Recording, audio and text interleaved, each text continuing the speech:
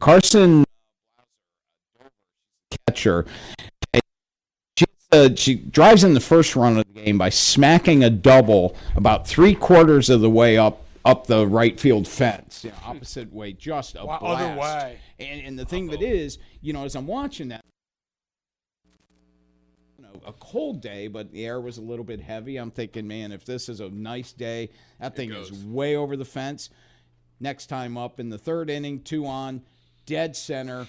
Boom, over the fence, absolute bomb, and the Eagles went on to a 9-0 win versus Gettysburg. I want to, in softball, it seems, just from my vantage point, there's been a lot of big offensive performances early in the season. The Y, I can't speak for the LL, but in our area, neck of the woods, I feel like I've been seeing some big games. Now, you really have, and I think we're going to talk momentarily about one of our athletes of the week, talk about some big games, she had. But, the game has changed a little bit. And John, you mentioned the freshman pitcher. I mean, certainly a hard thrower in softball has always been instrumental, and they can come in as freshmen and dominate. Right. We've certainly seen a few of those, but once they move the mound back a little bit, keep in mind, these pitchers were throwing BBs from 40 feet away.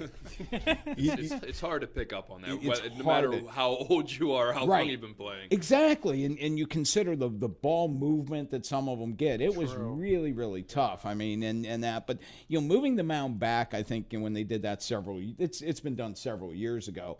That helped. Even the playing field. It helped even the playing field. The offensive performances definitely got better. And I think there's more travel ball being played now. And I think that there's just a better this is one of the games, and I know I said it a couple weeks ago on the show.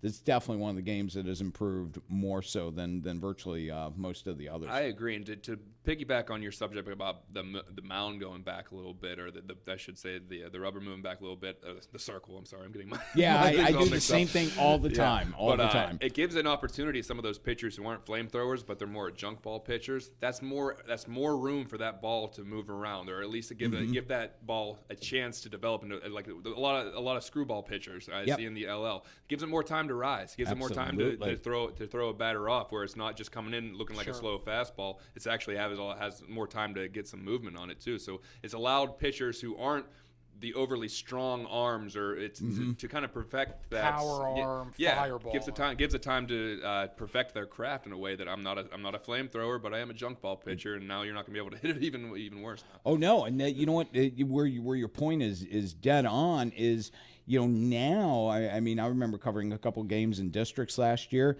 that pitchers threw too slow for teams to hit. Believe me, I watched Susquehannock win 2 straight state titles. It was all heat, and that was how the game was won back then, and it has changed a lot, and that's a legitimate point what you said. With coaches using multiple pitch, some teams you have one pitcher and they use it the entire year, but some of the coaches that have the luxury of having 2 or 3 girls that they can put in the circle, you say, well, if we throw her, you're going to be getting smoke. Well, we'll give her 2 innings, but all of a sudden we're going to bring our off-speed person in now, and now your timing is going to be completely shot. So they have the luxury of that kind of, because like you said, more travel ball being played. I know that a lot of the girls in the LL, they've been playing travel ball since they were 12, 13. Oh, absolutely. And by the time they step in, they are ready. So that's a testament to their work that they're doing before they even get to the high school level. Well, and one of those players, Caitlin Yealy of Littlestown, she was our girls athlete of the week, complete game, earning the win with 10 strikeouts. But she had a double and a home run in that game, and then went 4 for 4 the next game, a win, and was 3 for 4 with 3 runs batted in the following game, which happened to be a loss. But with another bomb. So this is quite a that's quite a performance. She also. Quite a performance. How about 57% of the vote? That's quite a performance when you look at our contest. She totally, putting them together, Caitlin has to win this thing. There were some really good offensive performances, but hers for the duration of the week was sensational. That's the thing, for the duration of the week. And, she had 3 outstanding games. So much credit to her. And Ted, why don't you give us the boys athlete of the week? Danny Stoner, Big Louisville track. He won 4 events, including a sweep in the hurdles, as well as the long jump and pole vault. during Tuesday's win against York County Tech. His 13.9 height in the pole vault was the same height as his YAIAA championship mark last year. Stoner also won our regional athlete of the week. Obviously, that's selected. John's part of the I'll call it the selection committee. It's really that makes it sound a lot more important. Doesn't it though? Yeah, I picked the last week. I'm a member of the selection. This astute committee. I sent an email throughout every Monday, and they give me their choices. But then, actually, John's regional, Brittany Hook, she also won the regional athlete of the week as well. On the girls' side of things, John mentioned 10 Ks, 4 hits, no walks. She also hit the go-ahead run. Her sacrifice fly gave them the 1-0 victory. So, what can you say? I mean, all of them stood out. John mentioned Hook. She won regional. Stoner won YAIAA selection, also regional selection. So, more power to him. And again, doing it against a top caliber team. Yeah, doing against Hempfield, which is still pretty loaded, coming back from last year, and that in a section where. And I'll get into this later in the program, but in Section 1 in the LL and softball, it's basically like the SEC of the LL right now because there's 4 really good teams in that section. The committee took notice. Yeah, exactly. Well, no Strength question. of schedule. Yeah. No question about that. So on that note, folks, let's remind you can vote for the Athletes of the Week here in the York area on yorkblog.com/varsity. Polls close at 5 p.m. every Monday, although we did have a technical issue in the girls this week, so they didn't close till Tuesday. But we usually try to get them. The athletes are up sometime over the weekend, and you can vote till 5 p.m. Monday, and your votes count because that's when we announce the winners. We tweet them out that day. So on that note, let's go to a break, guys. We'll be back, and we're going to talk a little YAIA track and field. Some good things going on within the last week, and we'll be back after this message. You're listening to Game Day with GameTimePA. Get ready for winter now and save big on your heating oil or propane costs. Call today to schedule your first fill, and don't forget to ask our energy advisors about the right money-saving plan or budget to fit your lifestyle. Lock in your rate and protect your price all winter. Our price-protected customers save an average of $325 per year. Visit ShipleyEnergy.com or call 855-4SHIPLEY to schedule your next heating oil or propane delivery. Shipley Energy, energy for life. Revolution! York Revolution baseball is back and opening day is almost here. The Revs Express starts rolling the weekend of April 24th. Friday the 24th and Saturday the 25th, the first 1,500 fans through the Santander Stadium gates pick up a free magnet schedule courtesy of the law firm of Dale E. Anstein. Saturday also features mind-blowing inside-the-park fireworks after the game, presented by Flipside. Then we'll see you on Sunday the 25th for pregame autographs, catch on the field, and postgame Kids Run the Bases, presented by Logos Academy. Baseball is back in downtown York. The puck drops here. Wellman, the shot, score! Sports Radio 1350, your home for Hershey Bears hockey. Casey Wellman has won it in overtime for Hershey. And the Washington Capitals. Hearing a shot, they score! Defending the Den and rocking the red all season. Catch the Bears and the Caps on Sports Radio 1350 WOYK. First in York, first in sports. Believe it or not, spring is coming, and we've got the bases covered like Etch with dirt during a tantrum. Join Darryl Henry and Atlantic League Manager of the Year, Mark Mason, for Revs Hot Stove Weekly, every Friday at 4. Breaking news each week with the latest player signings exclusively here first. Plus, fan interaction online, interviews with players, and we'll highlight really good calls from umpires. Maybe we should have stopped with interviews with players. Revs Hot Stove Weekly, Fridays at 4 on Sports Radio 1350 WOYK. Putting a winning team on the field starts with a good manager. Murray Securis believes the same is true when it comes to all-star health benefits. And Murray Securis Choice Benefits Marketplace just made managing that call a whole lot easier. Employers can now offer a comprehensive benefits program that controls costs and gives employees the education and resources to be active in managing their health care. Designed for employer groups of 20 or more, Choice Benefits Marketplace gives your employees the power of choice and simplifies benefits administration for employers. Contact Murray Securis or go to choicebenefitsmarketplace.com. Revolution! That's right. Baseball is back at Santander Stadium. It all starts with York Revolution Fan Fest to ring in the new season on Saturday, April 18th. Live music at noon, player photos and autographs at 1, and then the Revolution take on the Somerset Patriots in exhibition action at 2. Tickets are just $5 and may be purchased the day of the event or anytime at YorkRevolution.com. Revs Fan Fest on April 18th. Baseball is back. Revolution! Hi, I'm Susquehannock girls basketball coach Dave Schreiner. You're listening to Sports Radio 1350 WOYK. First in New York, first in sports.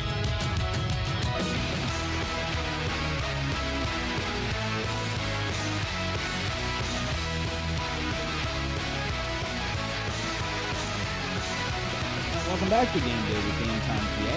And before I forget, guys, we need to talk a little programming note here on 1350, and it's a little live baseball action a couple weeks before the beginning of the Revolution season, which, of course, all those games are heard here. But the York College Spartans are hosting Elizabethtown right here at Santander Stadium. Game time 6 p.m. They'll get a little action under the lights.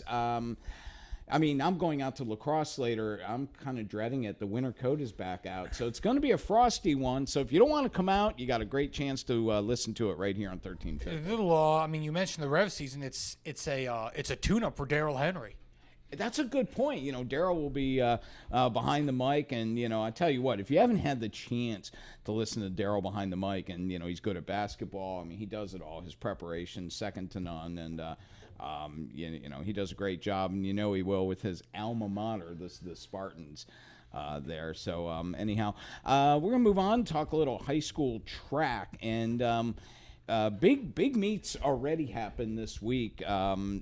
Southwestern at a big, you know, boy, their boys team won 93-57 against Redline, and Redline has been one of the Redline's terrific, particularly in the distance events. A great program, but Brady Thayer of Southwestern led the way, winning 3 individual events in that. The 100 hurdles, that should be the 110 hurdles, the 300 hurdles, and the long jump, and those were big. And was also, now here's the deal, hurdler, long jumper, but was also on the 4x4. Which means they ran a 400 then. Versatility. That's some versatility. And the stamina for some of these kids to be able to continue to do these things. And to be not only multifaceted, but to be competitive. That's it. Is unbelievable. And typically, you know, listen, you know somebody, and John, you know somebody runs the 110. Usually they're going to do the 300 as well. They will long jump. Maybe they'll high jump or something. I don't know that you necessarily see them on the 4x4, though. No, because you look at those and you see that for a casual fan, well, that's 2 different kinds of training that you would have to do, or at least to prepare for that kind of thing. But if you're in the shape where you can be competitive in both, and your body is prepared and it has the stamina to do both, that's not just a testament to God-given talent. That's a testament to preparation and mental strength as well, to be able to put yourself in that kind of position. I ran the 400 once. I thought I was going to die after it. Yeah, I mean, it's grueling because it's a sprint. That'd be a classic Ballers versus Bloggers segment. Never running the 400. I'd only make about 50 before I'd have to stop, take a break. Yeah, it is a long. I couldn't imagine doing it at this incredible age, but I can tell you what, it wasn't fun at 15 either. Yeah. Now. The Southwestern is in first place in Division 1. They have a very good team. I just want to say earlier in the week too, they beat Dallastown. Yeah. Very strong efforts from Corey Stanton and Trevor Bankert. So we'll continue, Steve. The point is they're having a great year. They are, and I think a lot of time, a lot of this, we talked about the Mustangs girls team coming into the season, but boy, the boys are raising some eyebrows, and Redline and Dallastown are those next 2 teams. They have 1 loss each. Historically, they have a good program? Oh, yeah. I mean, the Southwestern track has always been good. I mean, I think you would maybe point to the girls a little bit there, but I mean, they've got good numbers, and they've always been really good, particularly in the field events. Sure. But I might be a little bit surprised with this. I mean, I think we came into the year knowing what Dallastown had back, and maybe would have favored them a little bit. Have you guys seen any impact? And I know a lot of the track kids are used to this because it's the time of year. Have you seen any kind of the impact from the weather has had on anybody, whether it be rain or cold conditions or anything like that, or are these kids basically mentally prepared for something like that? Well, here's the deal. I think a lot of them that maybe do run a little bit of an indoor season or train indoors, I think that they're in good enough shape. But I do think that the early season times, particularly in the sprints, and most of your distance kids will tell you they'd rather run when it's like it is today. Yeah. You know, That's interesting. You don't want it to be 100 degrees. because you don't want it to be 100 degrees. Yeah, You know, running distance. But You're most, going to get hot no matter what. Exactly. But most sprinters, I think they like 65 and above because they're having to get the muscles loose. And that's exactly what I was going to say. It takes a while, and if it's cold, if it's 45 degrees outside, your stretching has to be a little more intense than it would if it's 75 outside. Absolutely, and you look at a runner like Thayer in this point. I mean, you're taking 2 hurdles against good competition. You know, I mean, it wasn't. I don't remember what the weather was. Well, it was Tuesday. The weather wasn't bad. You know, it wasn't. I mean, it's colder today, definitely, but still wasn't like it was 70. Yeah, if you're in some kind of if you're in a long jump, and you got to make sure your legs are stretched out. You don't want those legs to be tight whenever you're running because you're not going to get the spring you want. But you know, if you want to look on the flip side, you say, well, if it's 90 degrees out, then you guys worry about cramps. So I guess these kids are, you know, you prepare for everything when it comes to that, because you're not going to get beautiful 70-degree weather every time, especially in Pennsylvania. Yeah. So you got to be prepared for anything. Good point. And of course, somebody with legs the length of mine, it was never, long jumping was never on the agenda. Believe me, just wasn't going to happen. Although, listen, I say that one of the best hurdlers I've seen, and he had a great weekend at East Carolina. You know, he's hurdling Division I, East Carolina. Jay Stone, Central York grad, he's my size. Wow. He won districts in the 110 and the 300. Wow. Second in the state. He's my height. That shows you if you want to do something, it doesn't matter. Just do it. Technique was unbelievable. Great kid, a lot of fun, a little bit goofy. Just a lot of sometimes lot that's of fun I don't want to say it's for the better, but a lot of those times for people who don't have the prototypical size for anything, I should say, it makes you perfect technique. It makes you hammer down the minute details, and that's why you see some of the people who are the best at, and I'm talking about sports in general. If they're undersized, sometimes they turn out to be the best because they have to hammer away at the minute details. So much. Got that chip on your shoulder. You're right. Yeah. No, absolutely. I mean, it's funny you say that. I mean, that's the exact thing I preach with. My son when he laces up the skates, because he's the smallest kid out there. But I say, hey, listen, small has nothing to do with heart. Mm-hmm. Oh yeah. So also in track, Gettysburg. What an addition to the YAIAA, 4-0 in Division II. And that's with teams Eastern, York Suburban, West York. All have been traditionally pretty good teams on the boys' ranks, which are all 3-1. So congrats to the Warriors. Welcome to the league. That's good standing. Great standing. Biglerville at 3-1. Littlestown, Bermudian 2-0 in Division Bermudian 3. had a big win over Biglerville.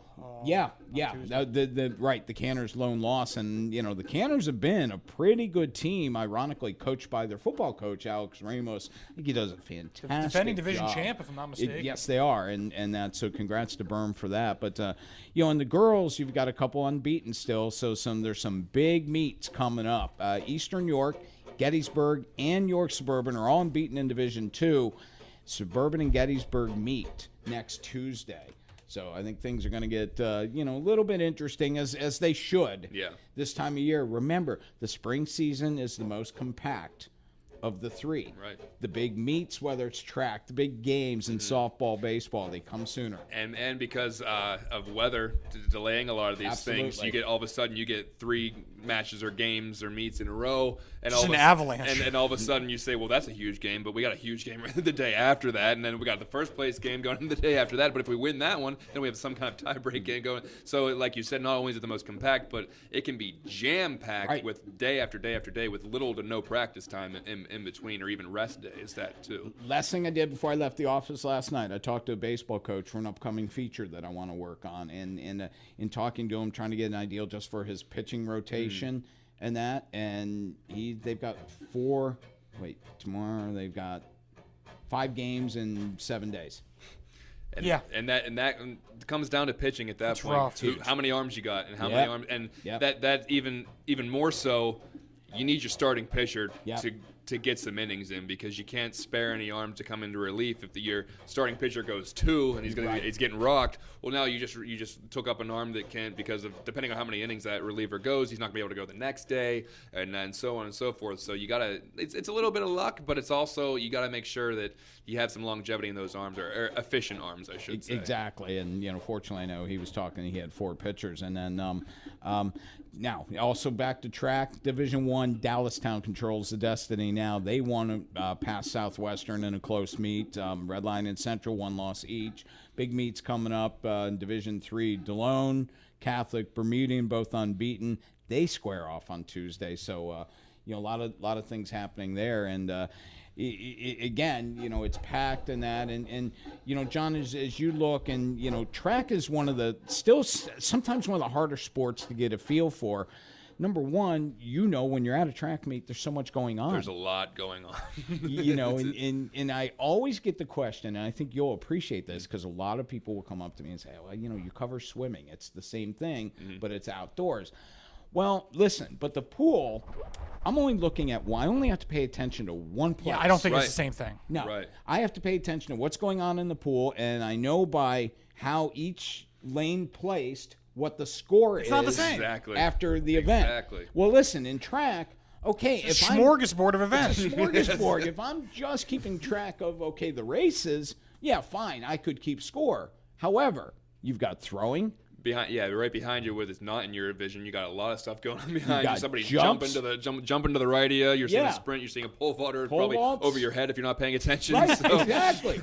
There's so much going on, and it's funny, and when you get that rare track meet. I shouldn't say rare, but it's I probably don't get out and cover a lot of them, just because it's just hard to always get a feel for it. And I know, but you'll get that one every once in a while that comes down to the last event, whether it be the 4x8, or a lot of times it's the last event on the field. Yeah, that's true too. And I remember doing a meet that was really interesting, and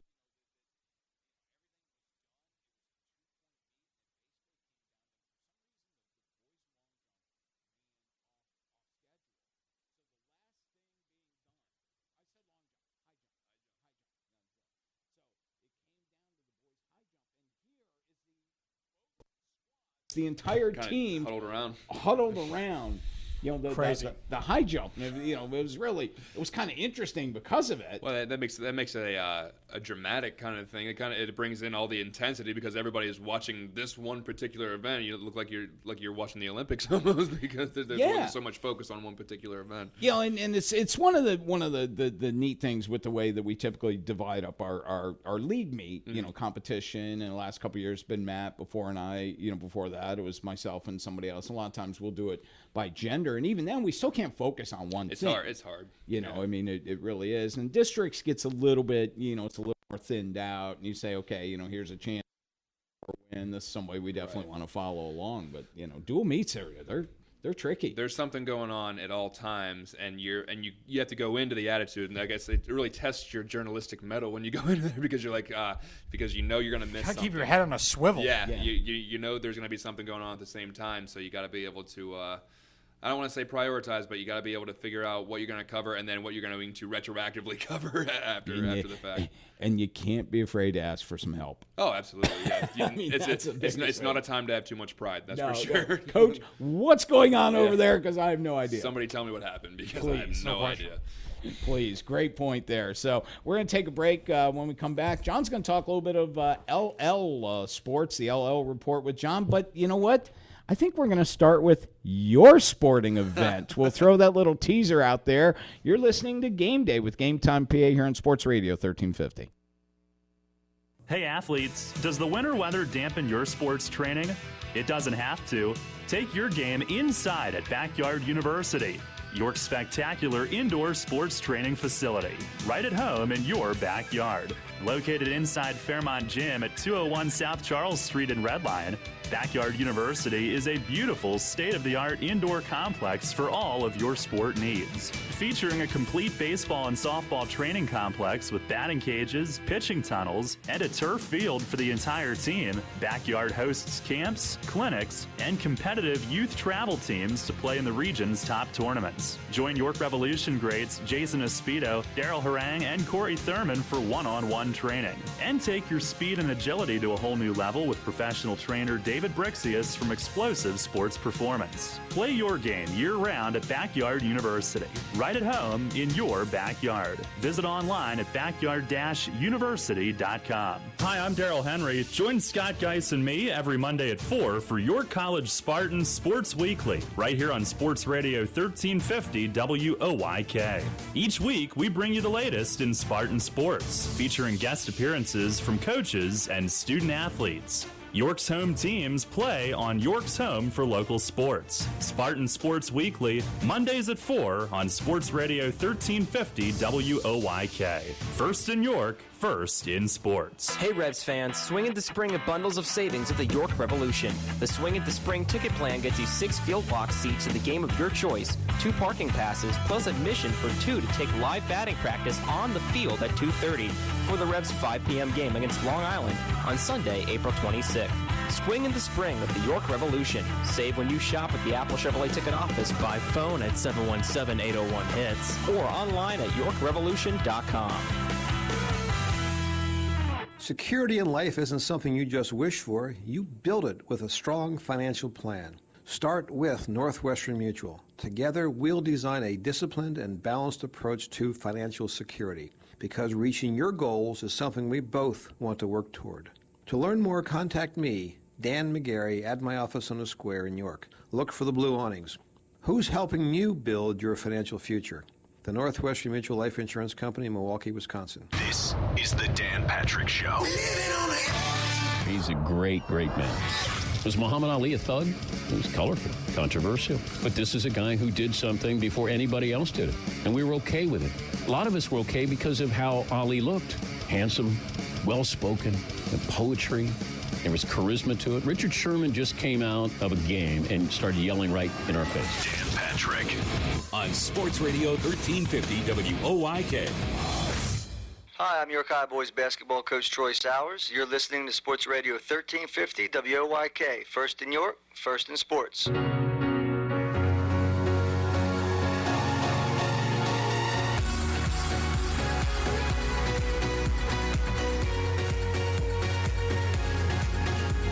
And welcome back to Game Day with GameTimePA. I'm Steve Navaroli, alongside, as always, Teddy Feinberg and special guest John Buffone from the Lancaster GameTimePA. And John, we're going to talk a little Lancaster sports, but let's start with you. Now, I want to preface, because I want to say, as part of my preseason football coverage, if you will, I've done something every year. I went out for a pass one year, successful, tried to catch a punt the next year, not as successful. That's true. Nav has done this. And last year I was terrible trying to kick a field goal.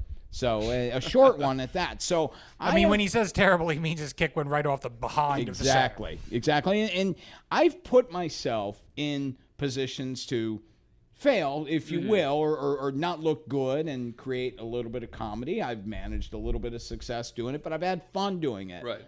I have never done anything as crazy as what you did, but number one, just putting on a singlet. I wouldn't do that, but I'm not built like you. That was obstacle number one.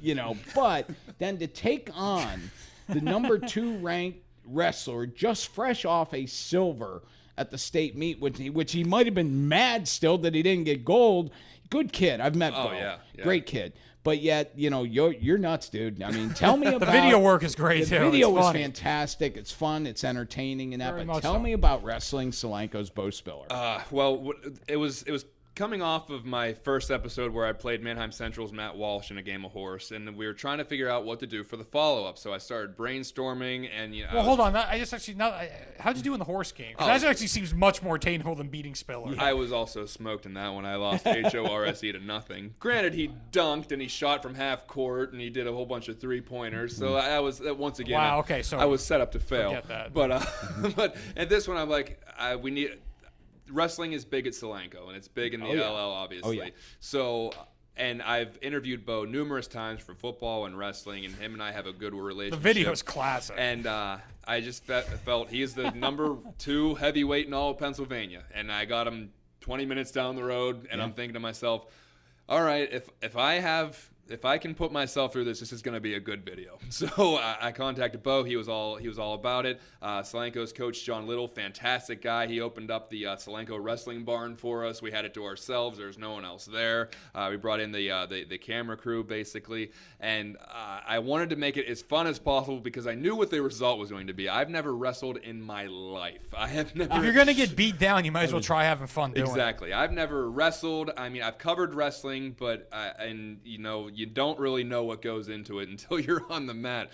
And going into it, I knew that there was a good chance that I was going to get hurt, and there was minimal injuries. But anybody who knows me knows I have the knee of about an 80-year-old going into this. So I did have a little bit of some knee issues there, but it was a lot of fun, and he did take it easy on me, I should say, because if we were wrestling, he would have possibly put me in the hospital by the end of the first round. And okay, here's what when I just heard you were going to do it. Yes. Okay, my thinking is, and again, Bo is an amazing wrestler, very good football player. Yeah. He's kind of a gentle giant, though, a little bit, personality-wise and that, but yet you are a big guy. I mean, you would be an impressive dude in a singlet and that. I mean, did he say anything about, whoa, this guy's, I mean, great question. Yeah. What was his reaction? Well, when I first got there, Coach Little looked at me. He's like, "You don't look like your typical sports reporter." He looked at me. He's like, "You sure you haven't wrestled before?" Yeah, right. That's my thinking. I assure you, I had to borrow shoes. I bought a singlet on eBay for $15. I'm like, I have absolutely no experience whatsoever,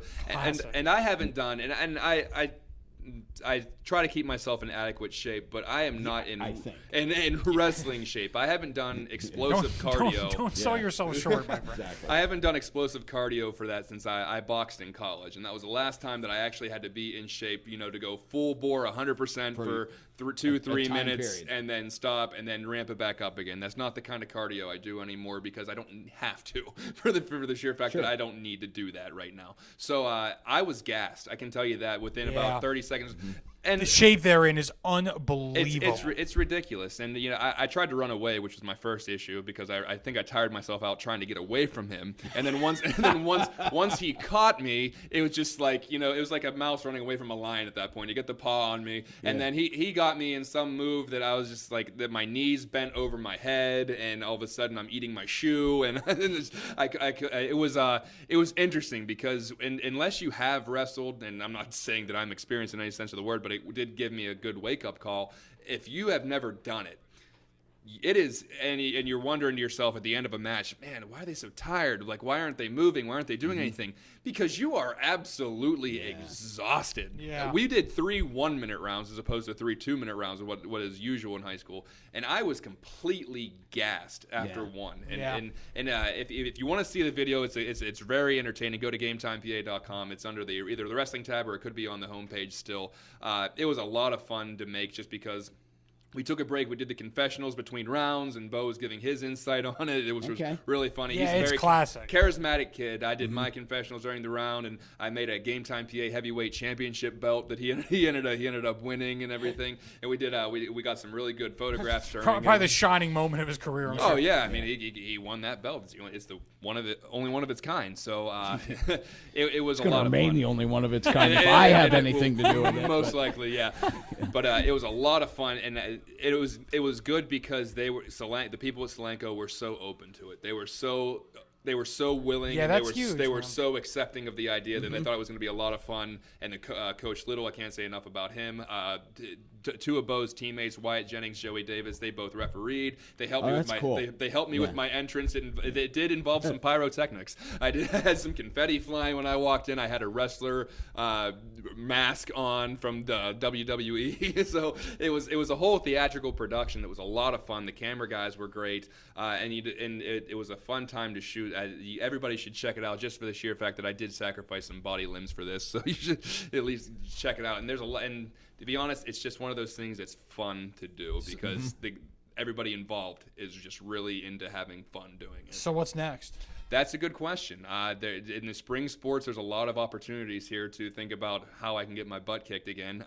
Hopefully, holding on from a physical standpoint. Yeah. But he's built like a shot putter. I mean, there's no question. I mean, there's no doubt there. But I mean, let's also I mean, Spiller took you to the woodshed. Oh, absolutely. Well, he does outweigh me by a little bit. You wouldn't think he does. Also very experienced. I mean, you're there trying to get him in a figure 4 leg lock. He actually knows real wrestling moves. You got him like a DDT. He was a great sport because I had him in an illegal headlock for about 20 seconds. Right. I mean, you were trying to get him in a Brutus the Barber Beefcake sleeper hold. Blatantly illegal, holding him by his neck, and he was getting up, and by the end of it, for a play on the words because the Solenko or the Golden Mules, it felt like I was carrying a mule for a mile whenever I was done. You were looking for the turnbuckle. Yeah, I was trying to escape at one point, but it was a lot of fun. I'd like to win one just for my own self-respect, but I don't know. I think you could hit a baseball or softball. I played baseball all through my life, so that would be fun. I could probably have a softball pitcher strike me out with a number of different strikes, so that could be next. I could try to dig a spike off one of these volleyball players at some point, or break my nose trying. And there's a lot of different things that we always open to suggestions. We're always taking suggestions for that kind of stuff. So I think it got a really good response. In the first episode was great with Matt Walsh. The second episode turned out really well with Spiller. And we're just trying to keep building on that, and the root of it was to showcase some of the talents of these kids in high school sports and how much skill they really have, how much time and effort they put into this kind of thing, and why they're so good. And you see in both of these episodes, in Matt Walsh shooting in episode 1, Bo Spiller wrestling in episode 2, they're really good. They're just fundamentally sound because this is their life. Bo's going to wrestle at Bloomsburg University next year, and you can tell that he's been doing this basically his entire life. Just from a person who steps on the mat, who has never wrestled before, who was trying to do a spin move, which is what I tried to do the first time I was there, to what he's trying to do, that he was taking easy, and he can easily. I am 230 pounds, and he threw me around like I was nothing. That's amazing. Just the sheer strength aspect. Yeah, because again, you're not a small guy. No, it's using your whole body. It's using the leverage. Yeah. He got leverage on me. I was off balance, and by that time I was 10 feet up in the air, and I couldn't, my leg was, like I said, wrapped around my head, and I was looking up at the ceiling for the most of the time. He pinned me, I think, twice throughout this, but it would have been a lot more if I didn't run away from him. I would have got some serious stalling penalties. Did either of you laugh at all? Oh, we were laughing through a lot of it, and that what made it so fun, because it's not like we were, I was super serious. It's like, oh man, I got a chance against this guy. I never went into it with that kind of. I don't think anyone came in with those expectations. Well, I don't think anyone thought that, but it was fun because we didn't even wear headgear because we didn't plan on mashing each other into the mat or anything. I mean, I must admit, when I fired up the video, I wasn't really sitting there with suspense about who would win. Yeah, well, and thank goodness, because if we were doing this for competitive value, I don't think anybody would watch, because you already know the outcome to most of this. So it was a good way to showcase Bo, showcase the program at Solenko and what they are able to do there every year. I mean, Thomas Haynes was there for the last 4 years, 4-time state champion out of Solenko, and then Bo Spiller steps into his role this year, and he's going to be a Division I wrestler too. So it was just a lot of fun, and I have already healed. So there won't be a workman's comp claim anytime soon. Well, the thing that is, and I think, honestly, I mean, when I started doing that type of thing as an added thing, and obviously, it was driven by the web. It's not like I would ever do something like this in print. Although the craziest thing I did for print value, because we didn't have video of it, was I took fly balls or tried to catch off the monster wall, the arch nemesis here. Wow. You told me that balls, before. Coming off the wall and that, but it didn't really work out very well because the other team had came out for their stretching and that, and they were in the way, and but now, I grew up playing baseball as well, and that was probably my most skilled sport, especially with the glove. So I wasn't out of place there, So you were able to read the carom decent. Yeah, I think so, but we didn't get a great opportunity because it wasn't like we were intentionally hitting there. It was just during BP, and then the art team came out, got in the way, and so there was a little bit of trying to go around these guys and that. And the best thing that happened there, honestly, was and again, we're during BP, we're lined up, and somebody hit like a little looper into left center, and I tracked it down. And the one thing I couldn't do it anymore. This was probably 7-8 years ago. But I had a little bit of wheels. I mean, I could run a little for a short distance. So I could run kind of fast, and I was able to run in and get that. And Keone Durham was the shortstop here at the time, and he was out there with me, and he looked and went, that was pretty good. I'm like, you don't expect it all the time now because I'm dead. It's like one play. Everybody gets one. Everybody gets one. That was exactly it. But but I think it's part of the fun. When you're going to work in a town like Lancaster, like we do here in York, I think putting yourself out there becomes a part of it. I agree with you, Steve. And I think that's certainly a way that I've managed to approach, and I'm not saying you necessarily would want to follow in my footsteps, if you will, but I think it's a great thing. Oh yeah, and I agree. I think it's very important for people not to take themselves too seriously. That's I another completely point. agree. Thank you. That's a great way to put it. I don't have so much pride that I'm not gonna have fun with this, or I'm gonna think that, oh my gosh, people are gonna think I'm not a great wrestler. No. Well, guess what? I'm not. Right. I'm not like this big imposing figure that's just gonna toss and no matter what I do, I'm gonna be great at, or I'm worried about my ego, or I'm worrying about my reputation as an athlete or anything like that. No, I did this because it was going to be fun. It was a great way to show off some of the talents of these kids. And if it took me, getting pushed down to the mat a few times, so be it. That's no big deal. Well, the funny thing is, the only time I was ever carried off an athletic field was the very first time I did one of these videos at York Tech. I said I want to go out for a pass. And I just did a quick little button hook, and the quarterback hit me. I reached out, caught it, first take, right in my hands, and the entire team came running out and picked me up and carried me back on their shoulders. Yeah, I think one of the things... It's like a Rudy moment there. Right, and that's what I said in the video. No, watching you guys now do I know it, how Rudy felt. the student athletes actually feed off it. Absolutely. It was a lot of fun, and now the former coach, Doug Wilkinson, who was there at the time, he's still... I talked to Doug a few weeks ago, and he still talked about it. So, it's... these are things that the kids remember. And that's something, and now that with the, the evolution of YouTube and things like that, they can reference it anytime they want. They can go back and show their kids in 20 years if they want to what they're doing, because that's going to be archived there forever. And it was just something that broke the monotony of whatever else is going on. Sure. This was a fun thing to do, and we're gonna try to continue doing it. And I will as well, despite being a much more advanced age as you. So I'm gonna keep doing the crazy stuff too. It's part of being me. But in my I have a resume full of injuries that I'm sure going to catch up to me soon. I don't know if I'm going to be able to to keep wrestling or anything like that, and I'm not anywhere near my old athletic peak. As short a time ago as it may have been, is long gone. So. Good job by you nonetheless. And when we you. come back from these messages, we're going to talk about the people who really do the sports for real. The real athletes. So the real athletes. And let's go to break. We'll be back here on Game Day with GameTimePA. Turning a double play takes teamwork, and so does preparing for life's challenges. Murray Securus works with you, hand in hand, providing thoughtful solutions to help you plan for the future. Team up with Murray Securus for safer, more secure risk management, personal insurance, health benefits, wealth management, even cutting-edge human resource solutions for individuals and small to large businesses. Living life in a winning way just takes a little teamwork. Call Murray Securus today at 397-9600 or go to murrayins.com.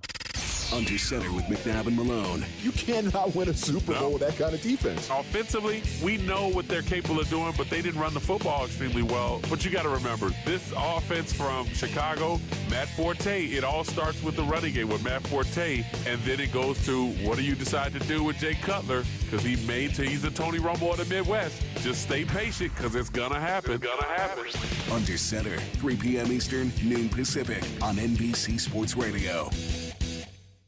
Sports Radio 1350 WOYK honors the Shipley Energy Student Athlete of the Week. This week's Shipley Energy Boys Student Athlete of the Week is Danny Stoner of Biglerville Track. He won 4 events, including a sweep in the hurdles, as well as long jump and pole vault during Tuesday's win against York County Tech. His 13-foot, 9-inch height in the pole vault was the same height as his YAIAA championship mark. And this week's Shipley Energy Girls Student Athlete of the Week is Caitlin Yealy of Littlestown Softball. Caitlin threw a complete game and earned the victory while striking out 10. She also helped herself at the plate by hitting a double and a home run on Tuesday in a 16-1 win over York County Tech. She then went 4 for 4 at the plate and was just a triple away from hitting the cycle in a 12-2 win against Biglerville on Wednesday. She then went 3 for 4 at the plate with 3 RBIs and 3 runs scored in Thursday's 8-7 loss to Greencastle Antrim. For Sports Radio 1350 WOYK, I'm Ray Jensen. Get your home ready for fall and winter and sign up for the Shipley Energy Protection Plan. For more information, visit shipleyenergy.com.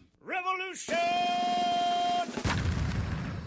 That's right, the 9th season of York Revolution Baseball is back at Santander Stadium. The affordable family fun of Revs Baseball is 70 games strong in downtown York, and there's no better place to spend your summer. Whether it's fireworks after every Saturday game or $1 Hatfield hot dogs every Sunday, tickets always start at just $8. Check out all the amazing promotions and giveaways for the 2015 season at YorkRevolution.com and purchase tickets anytime. Hi, I'm West York boys basketball coach Bill Ackerman. You're listening to Sports Radio 1350 WOYK. First in York, first in sports.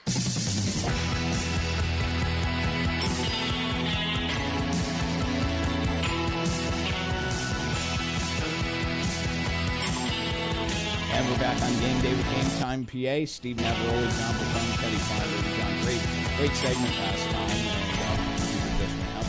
Good thing I have my printed notes, so that's great. I can go back to to the old-fashioned approach. We've been, it's funny. This happened the other night to somebody else, and that. So I think it's something we need to take a look at. But yeah, we don't need the computers going out left and right. But. Sorry, I digressed there, but nonetheless, a great segment, John. Well done, and that, and we'll give you another shot at the mic coming up. And one of the things that I wanted to talk about is probably one of the sports that we don't talk about a lot, and that is tennis. Sure. And I think some of this comes, it's spring, the sports are more wide open. We don't have a football or a basketball and that. And, unfortunately, girls tennis in the fall on the show-wise gets totally overlooked. And that's not by intent, by any stretch of the imagination. And I think it's things that we've talked about. I always try to at least have us highlight one of the other sports during one of the segments and that. But spring gives us the opportunity to really do it. Much more wide open. Yeah, exactly. And the big matches, I looked over at some of the schedules coming up, and the big, we talked about big matches, big meets during track. Well, the big matches are coming up in tennis. Division I, Southwestern and Redline are going to play on Monday, and Southwestern plays Dallastown on Wednesday, and they're all, part of the unbeaten group, if you will. And, but here's a big one Monday. York Catholic, York Suburban, top 2 teams in Division II, and they square off on Tuesday. And then Suburban gets to face fellow unbeaten Susquehannock on Thursday. So, by Friday next week, we'll have a pretty good idea probably of how the boys' tennis divisions are going to shake out. Weather permitting, of course. But tennis is one of those sports that, we right now we talk about the teams, but, the individual tournaments start coming Eventually it breaks off into the individuals when it comes down to it towards the end of the season. That's right. And yes, there is a team district champion and there is a team state champion, if you will. I mean, a title that I think it was 2004 that Dallastown won the state team championship. They had an unbelievable group of 5, and they were the best 5 players in the league. Top 5 were all on one team. Yeah. The league tournament, the league semifinals that year was 4 Dallastown kids. Wow. So and then but they obviously they went on and did quite well, and but the sport, it's almost like 2 different sports, I think. Yeah, it's a sport within a sport, and the same can be said for golf in the fall. Absolutely, where you have team championships in a tournament. But when it comes down to it towards the end of the year, it's I don't want to say every man for himself, but it's much more individualized when it comes down to it. And like you said, there's these kids that want their team to win. There's a lot of enthusiasm for their team to win championships, but in the back of their mind, they're also thinking, well, I have individuals coming, I have singles coming up too that I want to take care of as well. So it's I don't want to say a mental battle, but there's a lot to I guess digest and all that. Wrestling brings something similar to the table, would you say? Or? Yeah, I mean, I think so. I think so. I think that you're maybe your match approach is a little bit different. I mean, I think what throws tennis in though too is you can be in singles, but then you're also going to be in doubles. Sure. So it's almost like a three-headed monster. And if you have a letdown in one, you got to try to get yourself back up for the other. Exactly. And I mean, I think that's hard to.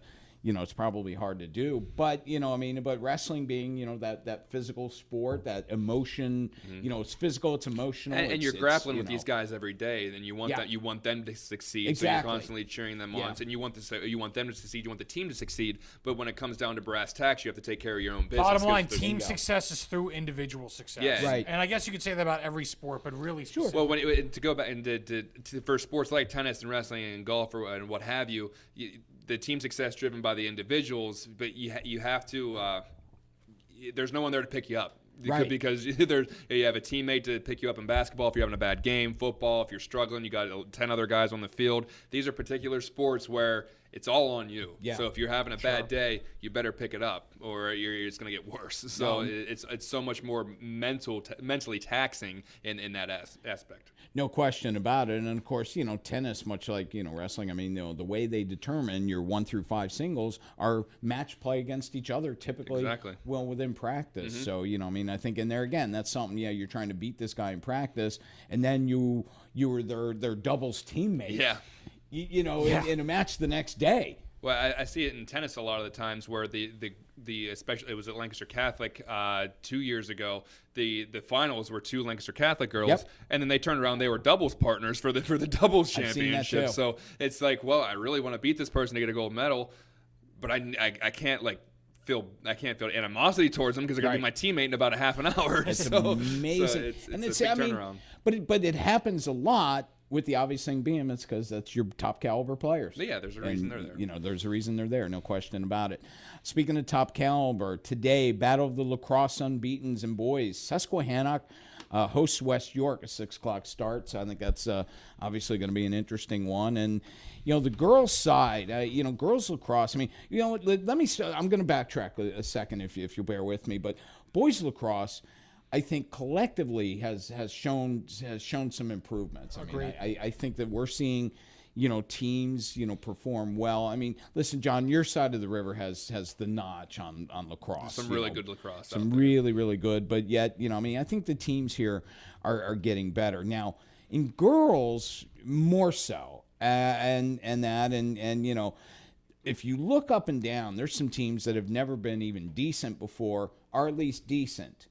But there's a power here on this side, the YIA, and that is Kennerdale. I mean, they are the power lacrosse some program. good sports programs in the springtime. I mean, okay, they're 5-0 in league play, and honestly, I don't know. I mean, I'm not crowning them already, but they're really good. I mean, they're going to be tough to beat. But here's the deal: they a couple weeks ago played Kennett from District 1. Wow, and you see that in lacrosse a lot because you can schedule these out of things. They're going for higher competition. Right. 8-7 overtime victory. Wow, great That's win. A huge win early on. And Kennerdale's that one team. They've been to the district finals. They've made the state tournament. Now, of course, they lost to the only team that's ever won a district championship in girls lacrosse, Manheim Township. That's the blue blood of the districts right there. Exactly. But, I think that I think that's part of it. They're going after the better competition because that's the only way you're ever going to get even lined up to play the Manheim Townships of the world. So, another great start for Coach Kelly Wetzel's group down at Kennerdale. And, and they've got several Division I players. They've got several playing in Division I already.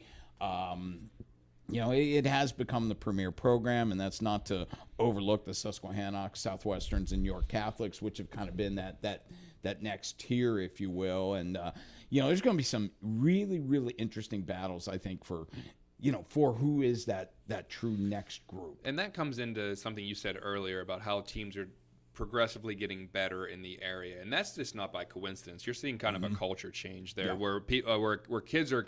I can even go back to when I was a kid, and I'm not trying to get off my lawnish here, but lacrosse wasn't not a priority or even a thought whenever I was in high school, and especially in Western PA where lacrosse isn't a big thing. But you're seeing kids now. They're playing in summer leagues lacrosse, or playing in fall leagues, because it's becoming one of those sports that really absorbs you. You become a lacrosse player. You kind of identify as that now, where it's not your secondary sport. It was like, well, I play football, but to keep in shape, I play lacrosse in the spring or whatever. Now I play lacrosse, and I'll play basketball in the winter too, just to keep in shape. So you're seeing people as that being the priority now. When you're this close to Maryland, I think that becomes even a greater part of it. There's a reason for that. Good point there. So with that note, we're going to go to our long break, and we'll be back, I guess, with the Uncle Steve segment. More Lancaster sports, more York sports after this. You're listening to Game Day with Game Time PA.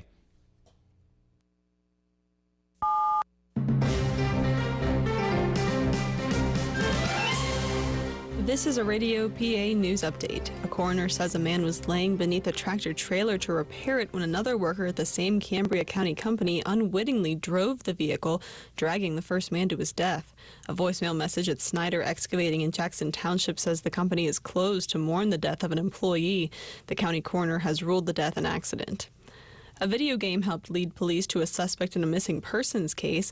Hubert Wingate faces homicide and other charges in the death of Andre Gray, with police tracking Wingate down when he logged into the PlayStation Network with Gray's account and his own email address. Gray's body was found on the Ohio River last month, several months after he disappeared. Republicans in the State House are planning to unveil a tax plan similar to one proposed by Governor Tom Wolf.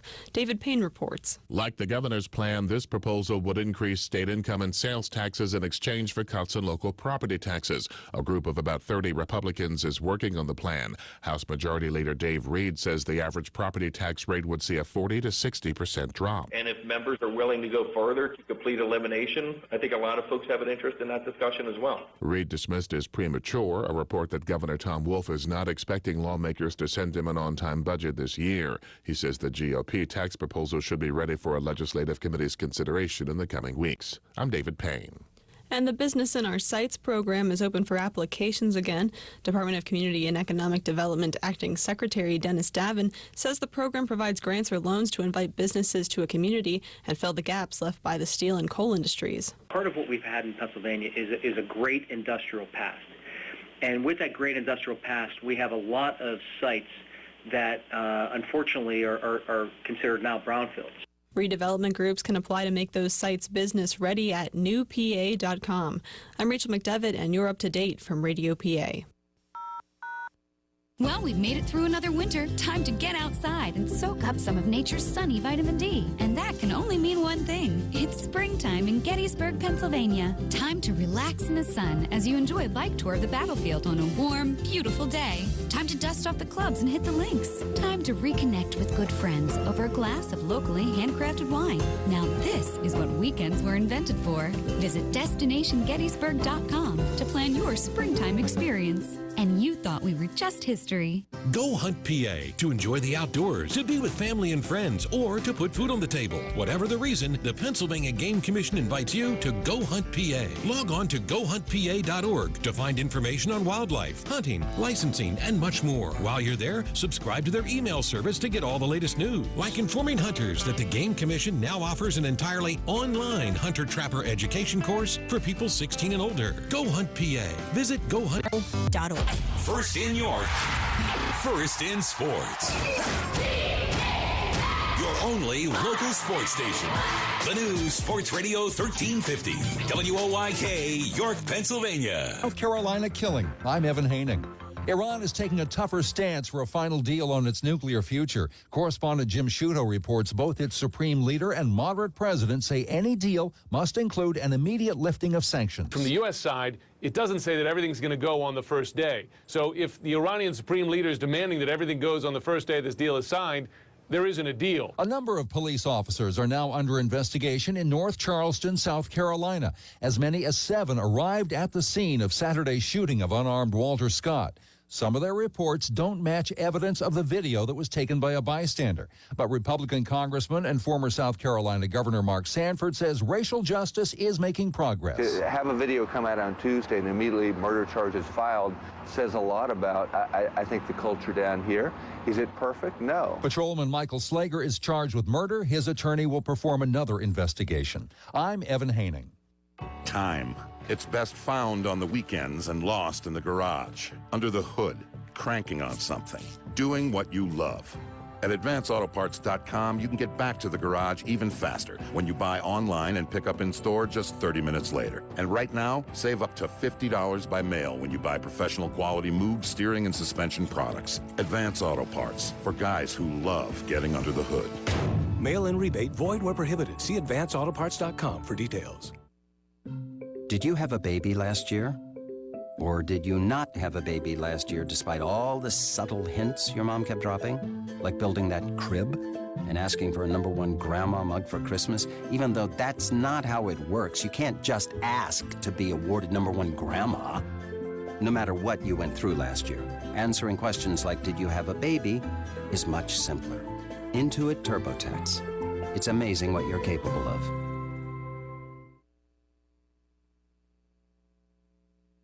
Hi, I'm Central York boys basketball coach Kevin Sheeler. You're listening to Sports Radio 1350 WOYK, first in York, first in sports.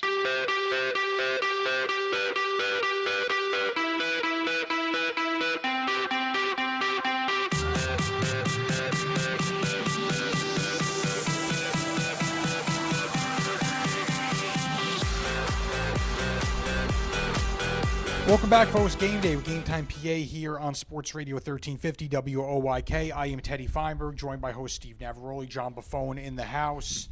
Segment 5 means one thing. It means our Uncle Steve segment. We bounce questions off Mr. Navaroli. John, feel free to chime in as well. We get his take on local sports issues, some national stuff, sports culture, some word association, you name it. We try to do it. And we're back at it this week.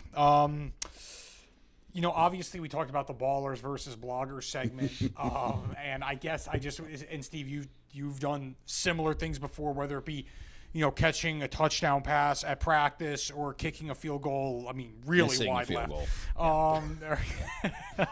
Attempting a field goal. What sport? I asked John, what's next? What do you think if you had a sport you could do? I mean, could you hit a fastball? No, I couldn't hit a fastball. Maybe if I was patient enough to wait on a breaking ball. I don't think I could. I could not hit a breaking ball. I know I could not hit a fastball. I would like to try. I'm talking about make contact. I'm not saying hit a double. Yeah, maybe I'd foul one off, but I'd have to get lucky to do that. I would like to try hitting a softball, though. Now listen, I had this idea to try this years ago. Maybe now that the mound is back, I could be, or the mound, see, I do it too, John. Yep. With the circle back, I maybe would be a little more comfortable giving that a try. And I think maybe I'm going to approach a couple of the softball coaches. I years ago had approached then Susquehanna coach Dave Pollock going in against two-time state champ Megan Sheaf, and she would have made me look pretty silly, but I was willing to do that. But there's some really good pitchers. So I think maybe that will be something I would like to try, and that, and most of the things that I've tried have been football centric in that, if you will, and do I want to try to return a Reese Devilbus serve? Probably not. No. That would hurt. I think, personally, I think I could. Now, granted, honestly, I'm going to sound pathetic. If I had some practice cuts before I stepped in there, I think I definitely could make some contact. And could I field a couple hot shots at short? I definitely would be like Roger Dorn, Olay style, but I could glove on a couple. Well, I couldn't hit a curveball when I played. I could not hit a breaking ball. I was Pedro Serrano when I played. It's like, all right, we need straight ball. I hit very far. I could hit a ball pretty far if it was right at belt high, right down the middle, and it was a fastball. You do any kind of rotation on that thing, and I'm just gonna whiff on it. So that wouldn't work out well for me. But I think I could still probably make contact. Like you said, I'd have to take a couple cuts just to get back into my rhythm. But I think right now, if I practice, I could maybe. I'm not saying I'm going to rope them, but I could at least make some contact. I wouldn't mind taking just some BP. I'd love to take some BP. Yeah. That would be more my style. But even then, I'd have to take some swings just to get my eyes, you know, and your timing down. The timing down. To piggyback on that, Steve, what would be the most terrifying thing for you to try now? Wrestling. No, I don't think I'm with question. you. I mean, everybody, we had talked about in our newsroom before Ted got here, former the person who had Teddy's job before, Brittany Wilson, she swam, she was a really good high school swimmer. She swam club up at Penn State. And Brittany and I, and everybody talk, you guys have to have a swimming competition. I'm like, people, just because I cover the sport doesn't mean I do it. Yeah. I mean, I said, you know, you want to have a drowning competition? Okay, I'm your guy. But, you know, but we had, I said, well, listen, I need odds. I need handicap in that, you know. And I said, you know, well, you know, you have to do 2 laps for every one of mine, and I get to go underwater because I'm pathetic. I'm one of the few people who can swim faster underwater than on top of it. That's ridiculous. Steve covers swimming. He must be great at it. It's like, no. That's not really how it works. Well, but the thing of it is, I get the question. Well, you know, guys, you have covered this sport so much in 2 decades, and, you know, you were a part of this sport. Mm-hmm. Probably, you know, more. I am a part of that sport, you know, and yet, you know, I always get the question, well, did you swim in high school? Did you swim in college? I'm like, no and no. Nope. You know, and that. And you know what the truth is? You don't need to do that stuff at a certain level or effectively to cover it well either. You need to appreciate it. I honestly, my swim. We're off topic a little bit here, but you know, I think part of my swimming coverage and the ability to do that is because I'm so bad at it. Yeah, because you can appreciate it the most. My appreciation is second to none. And then covering it for years, you know the game. Yeah. But wrestling would be just a nightmare for me. I mean, I couldn't, when I was in high school gym class, okay, I couldn't wrestle because every time I did, my nose, and no contact, I'd get a nosebleed.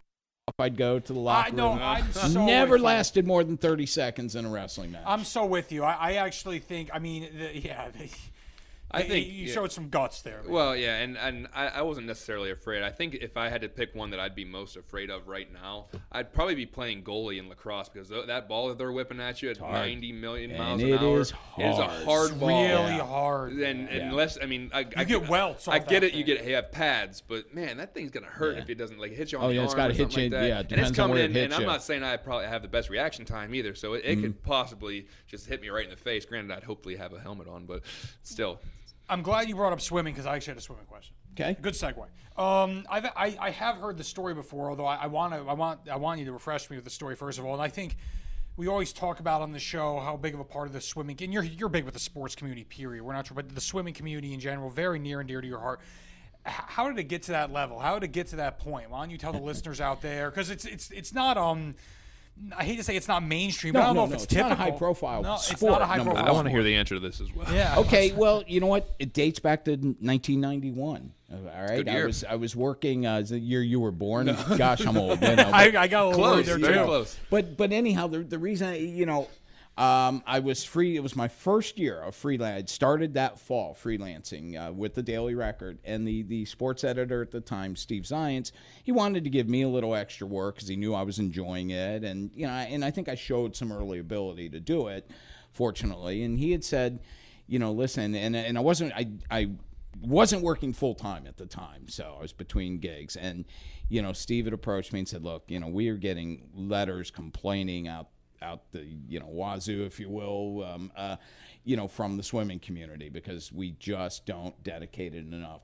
Can you do it for us? Here's what I'd like you to do. I want you to, do a feature a week and cover a meet every week. And one and one swim season, one sure, and one. Makes so me, sense. it's two assignments. It's getting paid twice. Exactly.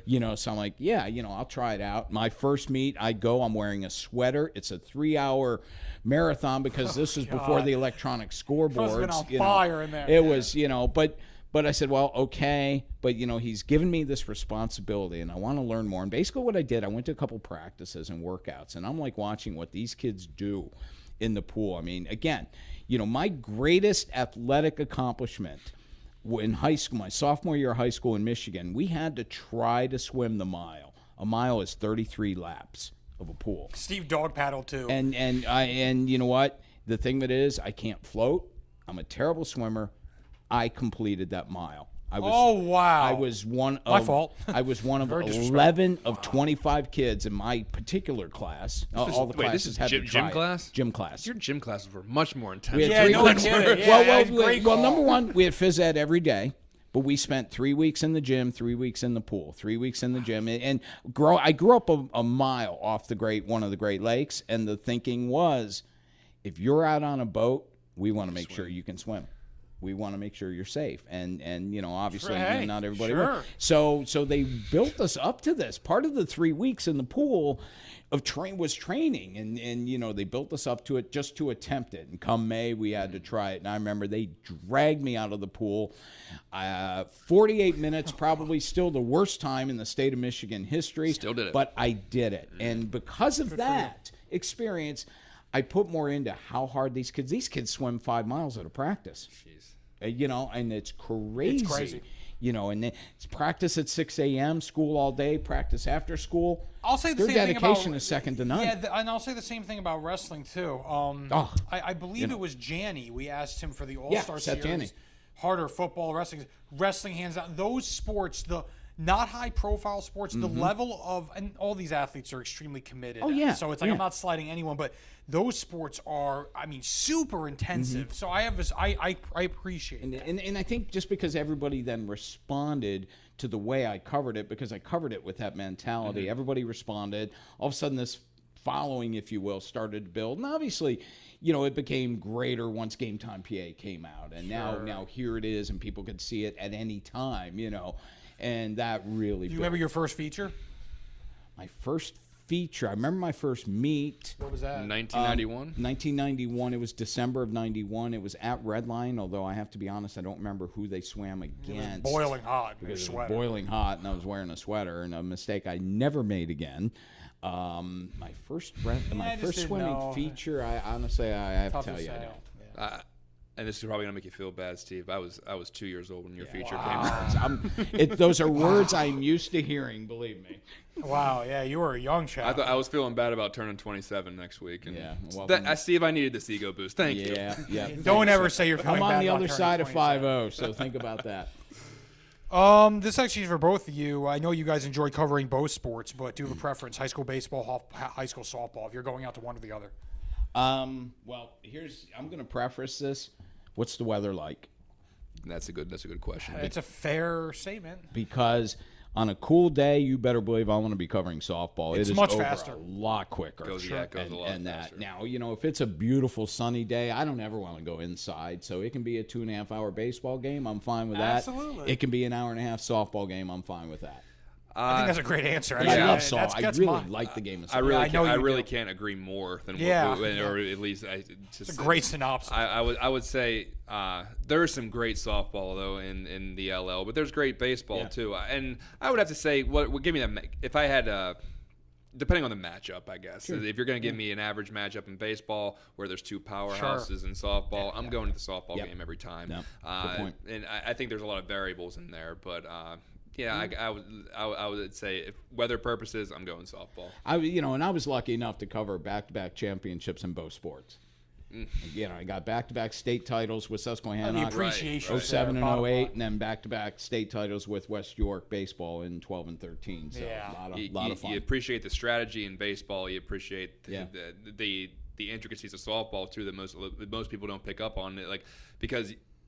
We all go to more softball games than most of the casual fans do, probably in person. So you pick up on a lot of these things that these coaches are doing, what the players are doing, the substitutions and what have you, and the re-entries and stuff that are allowed in softball, and you can appreciate that a little bit more. So there's something from each sport that you can really appreciate. Here's one of the biggest changes, and it's happened in both sports for the better. There's more left-handed hitters. Yeah, I agree. Let me tell you what. I remember covering early on. They would force there would be no lineups with lefties at all. They'd make baseball or softball. Okay. Now softball, a lefty who can slap. You are so close to first base. Your on-base percentage goes through the roof. But I think in baseball, too, that three-step difference is huge. There's more kids coming up hitting left. You even think if they're they just being trained? Yeah. I think so. Listen, my biggest regret, I was a good baseball player. I think had I been able to hit left-handed, I could have been a very good baseball player. You know, it makes a monumental difference. Because I had speed. Well, yeah, and you also see a lot more kids that are able to switch hit.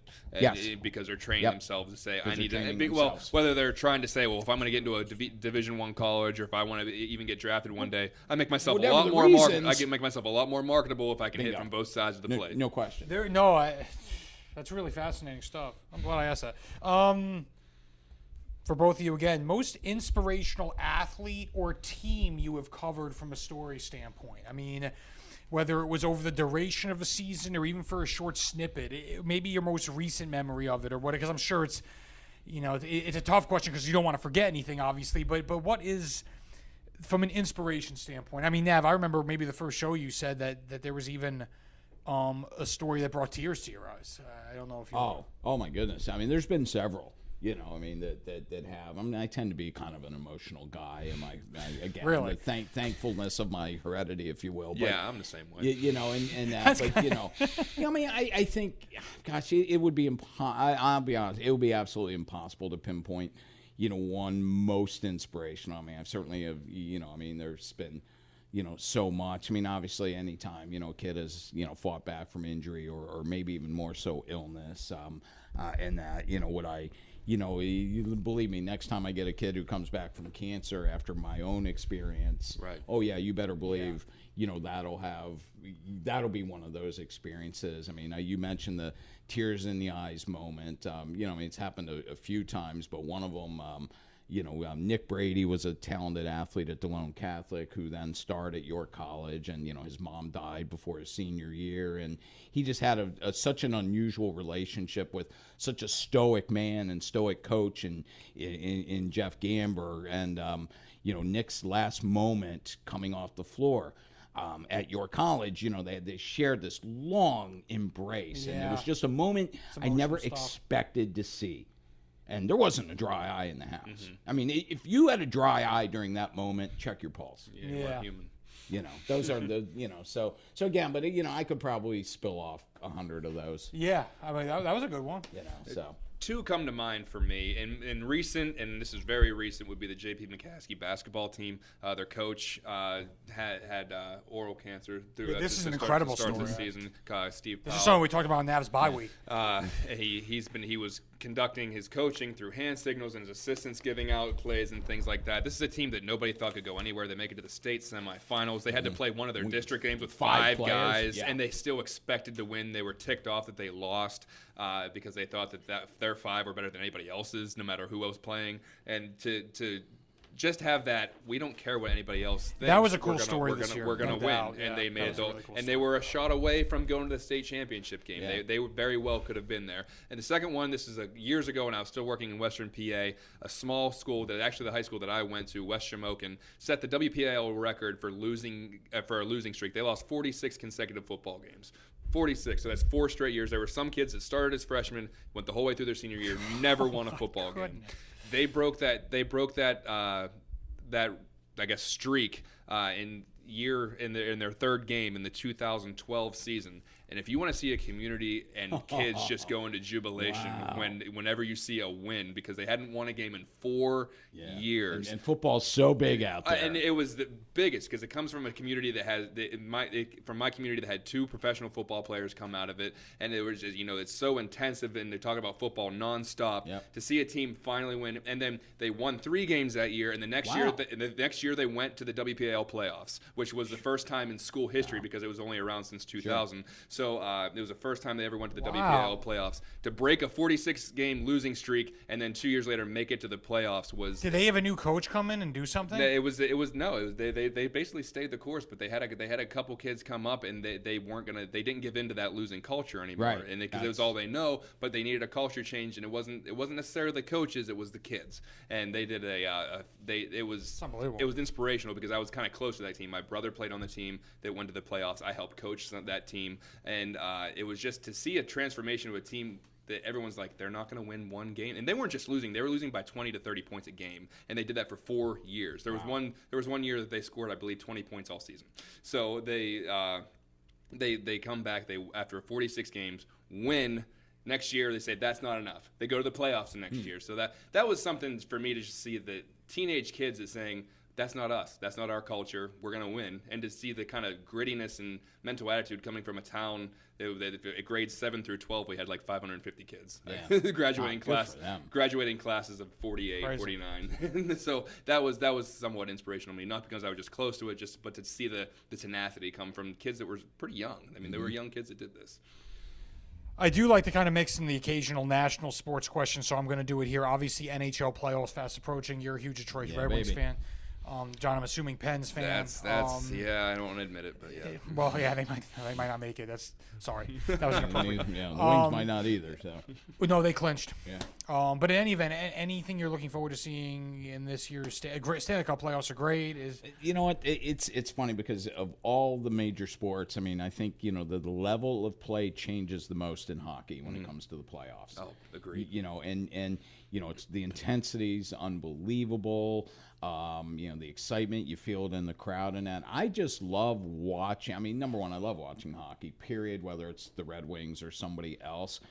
Watch out for Braden Holtby and the Washington Capitals. He's a great player, man. Got his 9th shutout last night. The 3rd time he shut out the Bruins. He looked this incredibly year. comfortable.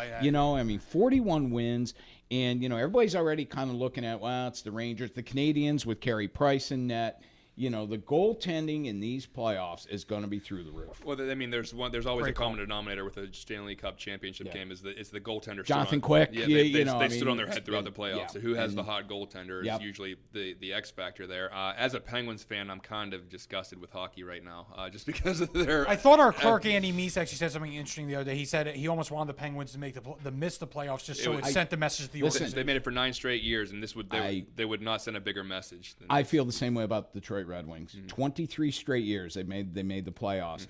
My problem is that's become the goal. That's become enough. When you're a team that's won 11 Stanley Cups, you need that to be your goal, not just making the playoffs. Well, and coming from a Pittsburgh point of view, they stunk before they got Crosby, and then they made the playoffs and they were happy. Then they won the Cup in 2009, and that seemed to be okay, and that was good enough. And now it's just, and that as Penguin fans are used to, like, you know what, they'll be the 3 or 4 seed, they'll make it past the first round, they'll probably get bounced in the second, and then we'll go. You're used to it. It's like, well, why is that? Why is that the standard now? Why is that the norm? And whenever you supposedly have the 2 best players in the world within Malkin and Crosby, and that's up to debate, obviously. But when you have 2 of the best players in the world, and all of a sudden the second round is like, oh, that's our target point right now. So. Well, and the thing that is, but the only comparison I would draw there is, at least.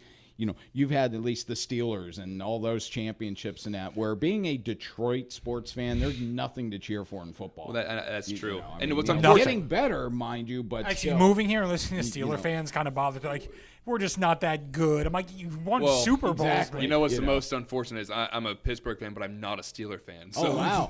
That's Bears fan. Big Bears fan. Yeah, that is crazy. You have a reason. Your uncle played for the Bears. Yeah, so let's put that out there right So for the best Pittsburgh team, I'm not a fan of, so I've been a Pirates fan. There's a reason for that. Just a local regional tie. I mean, you mentioned Holtby. He was a Bears goal? Was he? Braden Holtby. Braden Holtby was really neat. I remember the first time we went to see, we've seen the Bears a couple hundred times probably, and that. But, the first time I remember watching Braden Holtby play, your son's a huge fan. He's a tall guy, and, and I'm looking at him, this goalie looks pretty good, and you're saying, okay, and then you kind of following the cool thing with Hershey being Washington's team.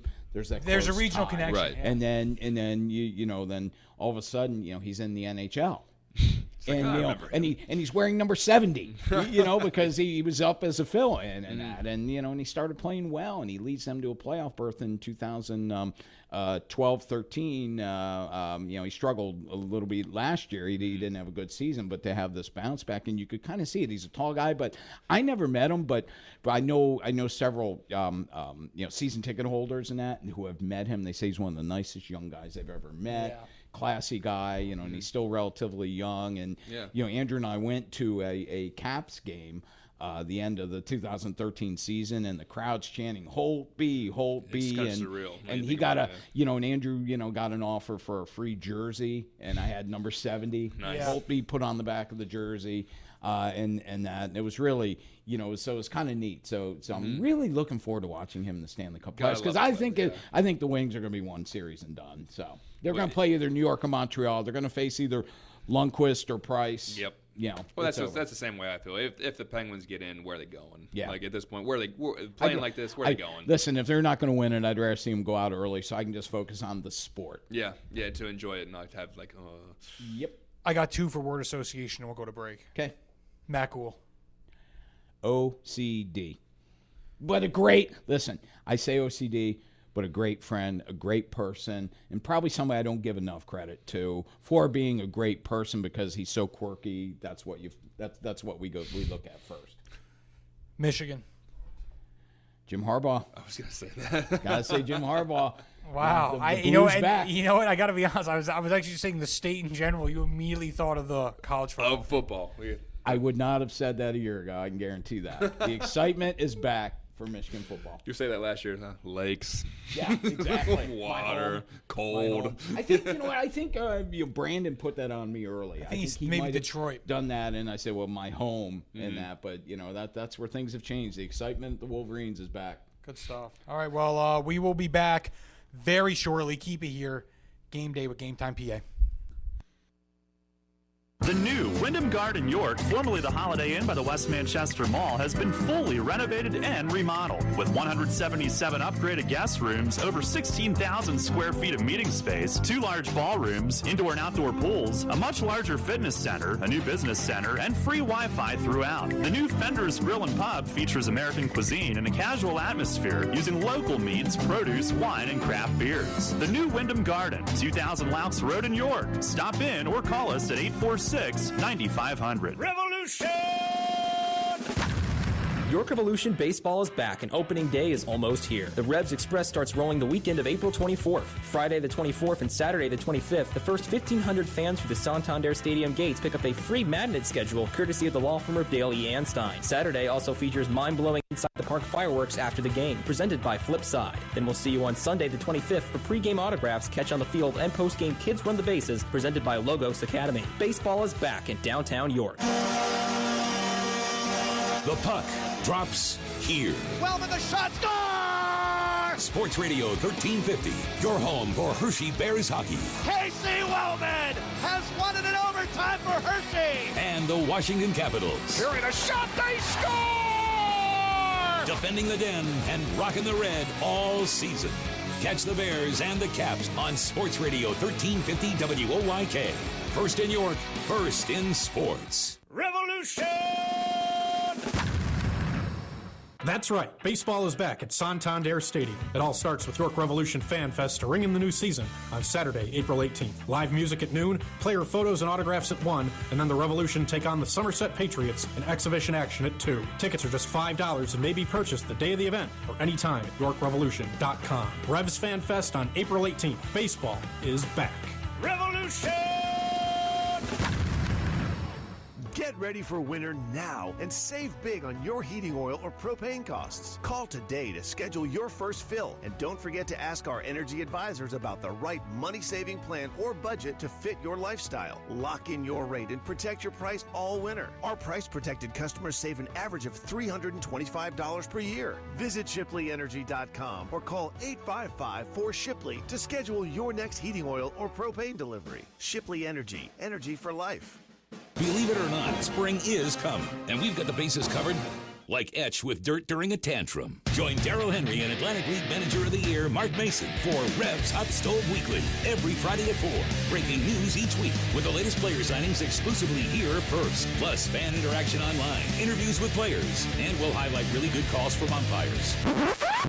Maybe we should have stopped with interviews with players. Revs Hot Stove Weekly, Fridays at 4 on Sports Radio 1350 WOYK. Hi, I'm West York girls basketball coach Darryl Wilderson. You're listening to Sports Radio 1350 WOYK. First in York, first in sports.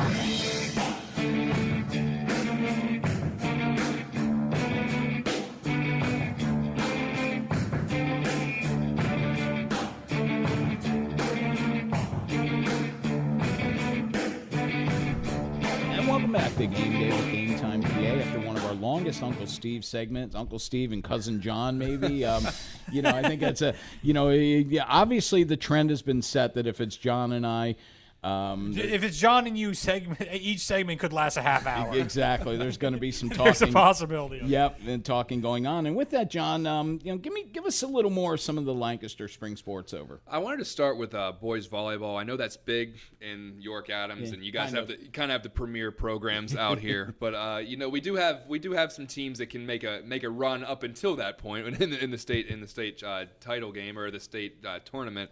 And that's Hempfield and Penn Manor are both very good this year. Hempfield has won a truckload of these things. That's true, so and that's their tradition right there. That's the and I was just talking to Mike the other day, Coach Vogel, and he's one of those guys where he's not going to tell you he has the best team. He's going to tell you who's the biggest threat to them. He's going to tell you who's up and coming. And he said Penn Manor, and he wouldn't give me in any order what he thought the talent level was for all these teams. But they Penn Manor and then Hempfield ended up beating Penn Manor 3-2. Hempfield actually blew a 2-game lead in that. However, they were up 2-0. Penn Manor came back, tied it, and then Hempfield won the deciding fifth game there. But that's going to be a 2-horse race for Section 1. They play again on April 28th at Hempfield. The first game was at Penn Manor. But Hempfield is primed to make a pretty good run. They're breaking in a new libero in Nick Oleska, but they still have Ben Nauman back, who was the LL MVP. They have Chris Booth coming back, who was all-section last year. They have a lot of people coming back. Penn Manor, although is an up-and-coming team, they have a big 6'3" outside hitter by the name of Sam Greenslade. He's a junior, tall kid, range for days, and when you see him hit, it's just the way that they're able to torque their arms and just kind of whip their arms into the ball is amazing. And that thing's coming down. It's coming down hard. Yep. And the thing is, it's not just hitting it hard out of bounds. He's hitting it hard where he wants to place it as well. So that's going to be a nice rivalry for some time to come. That's going to be, I'm going to enjoy watching that. I'm definitely going to that game on the 28th. As far as Section 2 goes, another team that Coach Vogel talked about, he's like, watch for Cocalico. And I was like, that's interesting. And what do you know? Cocalico's undefeated this year. They've only dropped one game all year so far. They're undefeated. And they're going to be in a 2-horse race with Lancaster Mennonite for the Section 2 title. Both of them are state ranked at this point. They're both very good teams. Lancaster Mennonite's 5-0 in league, 7-0 altogether. Cocalico is 4-0 altogether with 3-0 record in the league. So that's going to be another good race. Other than that, you're just looking for the teams are racing to get to the final league playoff spots there. But those would be the 4 teams in boys volleyball that are really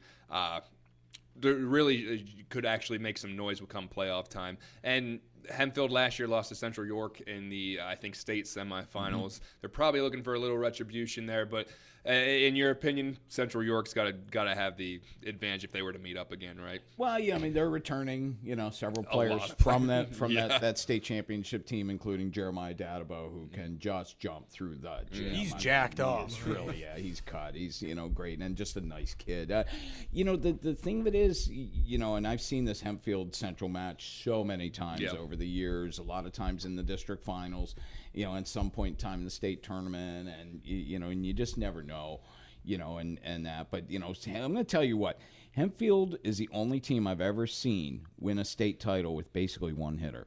Yeah, and that has a lot to do with coaching. Absolutely.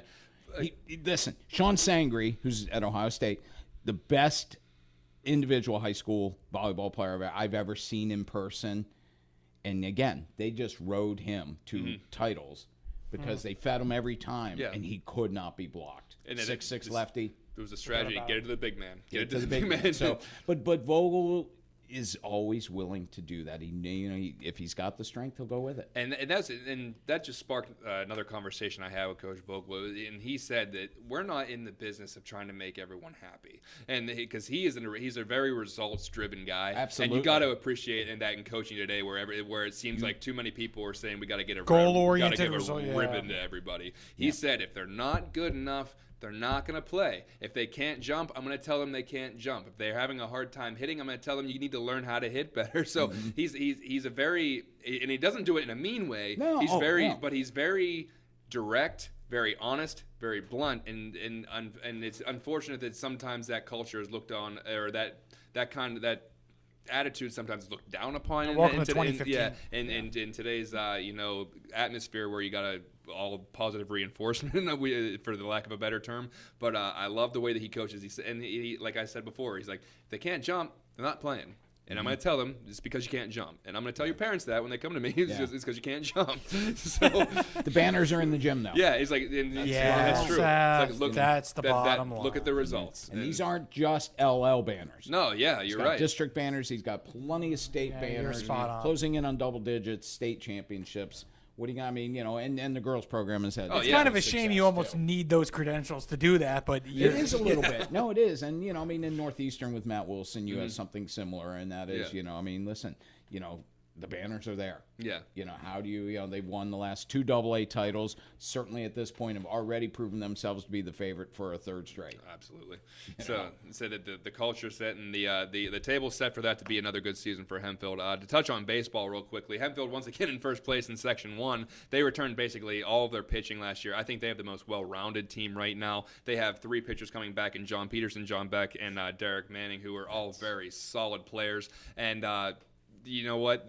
They're in a 3-horse race right now with Penn Manor and Warwick. But I got to give the nod to Hempfield again just because I like their pitching. And like we talked about earlier in the program, when you got 5-6 games in a row, what do you need? You need pitching, and you need arms that can take. You need arms that can take you 4, 5, 6 innings. Yeah, you need a lot of depth, and that's what they have. So, and not to say that's definitely going to happen. And I wouldn't be surprised if Penn Manor eventually took over the section there because they have a lot of talent. Colin Groff comes to mind, who can smack it. I think he hit a ball that hasn't landed yet in a couple of games. But that's going to be an interesting race in Section 1. As far as the other sections, Garden Spot and Ephrata and Solanco, they're in a tight-knit race for Section 2. Elko and Donegal and Mannheim Central are fighting for Section 3, but Section 4 is basically going to be Anvil-Cleona. Is a little bit of a threat from Lancaster Catholic, but that looks like it's going to be all Anvil-Cleona in Lebanon County taking Section 4. Okay, John, when we're talking the LL, I mean, the sections, is it enrollment? I mean, the sections, the divisions over here are done strictly by enrollment. Essentially. At this point in time. I know in football there's a Hornberger rule, which means and Ephrata actually did that this year. If you are put in a higher or a lower, I should say, if you're in, because there's only 3 sections in football. Let's say you're in a low enrollment and you're put in Section 3 with all the other low enrollments. Sometimes you feel like that's going to hurt your district seeding for playoffs because you're not playing as good of teams. So if you can find a trading partner, you say, we're in Section 3. We really want to be in Section 2 where all these other good teams are at. Can we find a trading partner? Ephrata did that this year. They Hornbergered with, and that is escaping my memory right now, but they Hornbergered down to Section 3 because they've been having a lot of trouble competing in Section 2. So they found a trading partner to move up to Section 2 where they would move down to 3, and that usually only lasts, I think, through the cycle, and then they I think every 2 years they redo it. So that basically is all enrollment. So right now the Section 1 teams would probably get a better district draw when it comes to whenever it comes to seeding, that kind of thing, because they're the higher enrollment schools. Keeping in mind that football, of course, in the LL, you've got an additional team with Wilson. Oh yeah, doesn't compete. That sport, but it's also dominating. It's also the best team in the LL. Exactly. So that's also true. We're bringing a team from Berks County to play in the LL, and they've been there for a long time. Oh yeah, that's where they want to be. Unbelievable program. Real quick on softball. What do you know? Hempfield softball. Hempfield's really having a pretty good spring so far for them. They're on top of Section 1, but Penn Manor is right there, and so is Mannheim Township. That has a very solid program. Hempfield actually beat Warwick in extra innings last night by a score of 3-2. That was a big win for Hempfield because they're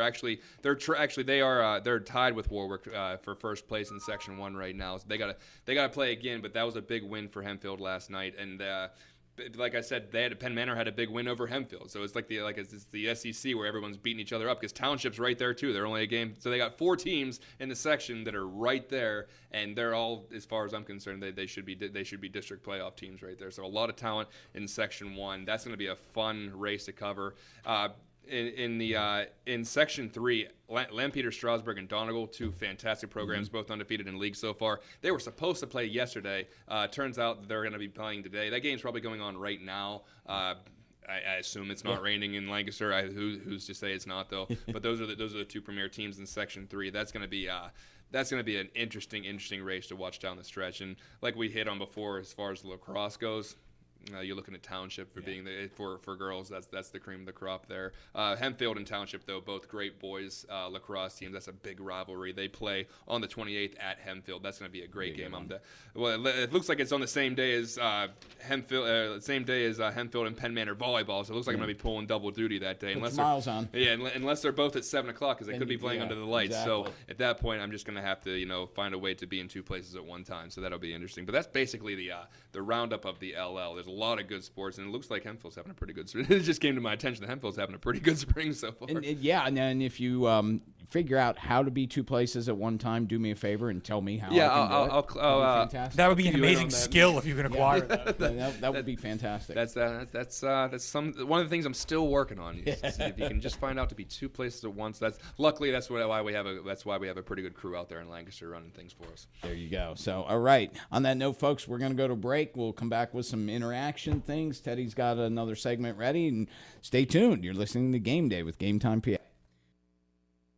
At Northwestern Mutual, we take a disciplined and balanced approach to financial planning. Together, we'll help build your financial future on time-tested principles, not market trends, so you can take advantage of life's opportunities. To learn more, contact me, Dan McGarry, at my office on a square in York. Look for the blue awnings. Who's helping you build your financial future? The Northwestern Mutual Life Insurance Company, Milwaukee, Wisconsin. Revolution!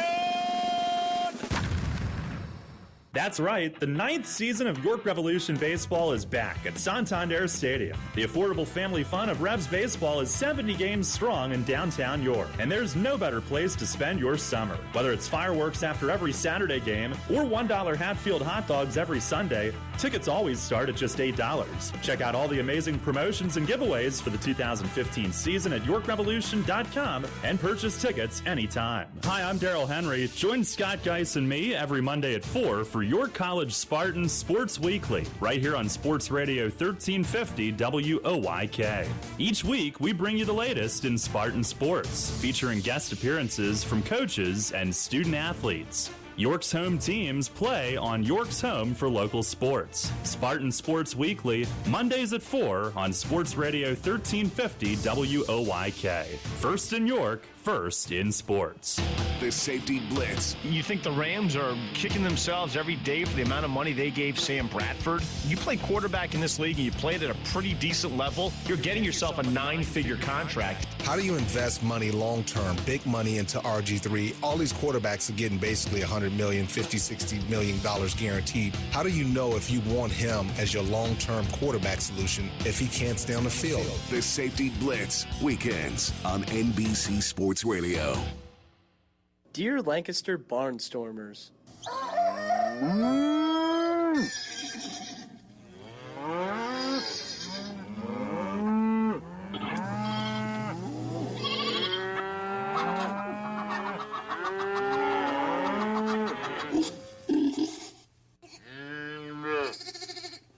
sincerely, the York Revolution and Sports Radio 1350 WOYK. Get your tickets today at YorkRevolution.com.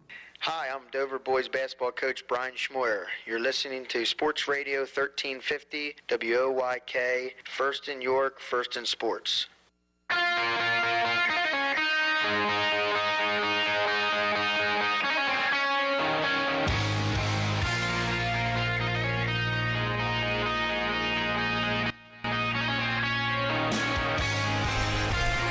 Welcome back, folks. Game Day with GameTimePA here on Sports Radio 1350 WOYK. I am Teddy Feinberg, joined by John Buffone. Steve Navaroli, as always, is in the house as well.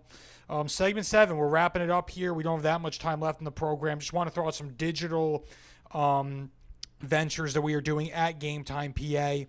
Obviously, our All-Star Athletes Winter Athlete Series was rocking and rolling last week. Had a lot of success from Facebook and our social media avenues. Again, great job to the entire crew who worked on that, from assistant sports editor Jess Sprankle to our Game Time PA reporting crew. Everyone did a fantastic job. Our Winner Athlete of the Year series continues. That's taking place right now. You can vote for your top winner athlete spanning from all 3 sections of Game Time PA. So, feel free to go in and place your vote. I believe that is lasting through the weekend. And we have a live stream tonight. High school volleyball, Northeastern at York Suburban, 7 p.m. start. If you can't get out to the match or you don't feel like going out to the match, you can sit down in your sweats at your computer at home and watch it live starting at 7 p.m. Of course, from a social media standpoint, we had a lot of interesting things happen this week. But, John, I just wanted your take on the PIAA. Matt Gould wrote a story about them possibly splitting up the playoff bracket in high school hoops, essentially where you would have, I don't want to butcher this, but it would pit the state championship game between East and West Coast teams. I guess the theory is that it's been very top heavy with Eastern, not West Coast, you know what I'm saying? Right. Statewide, East, West, statewide teams would face each other. It's obviously been very top heavy with Eastern teams. What were your feelings on that? We talked a little bit about this off air, and I think it's pretty reactionary to what happened in the basketball state playoffs. Basically, a lot of teams from District 12 and District 1 were in there, and I guess they're trying to find a way to make this more rounded, where there's more people from the western or even central parts of the state because of the heavy involvement of District 12 and District 1. I don't know if it has anything to do with travel time for state playoff games, or to keep the brackets on the East and the West, or what exactly the prime objective is for this. But with anything that would be new or introductory, there'll be reasons to complain, or there'll be people complaining about it. There always is. And there's going to be plenty of people who say, well, this is great. So, I mean, it's just another thing that's going to be pretty polarizing, probably. Nav? Yeah, I mean, I think that's a good point. I mean, everybody's not going to be happy all the time. I mean, you mentioned the word reactionary. I mean, certainly that's there. I mean, the question is, if this is going to be an ongoing trend, I mean, they're not going to do it for next year because that'll be the second year of a cycle. Right. So that change won't occur right away. But I think if they're thinking about it now, maybe that'll help them, at least say, okay, how would we potentially do this the following year? A foundation to build upon. Exactly. And that I think is, everything like this has got to be exploratory before it's anything. Absolutely. I said we were going to keep it short. We're going to keep it short. Yep. I'm glad we touched on that, though. Go to another break. We'll be back. Come back shortly.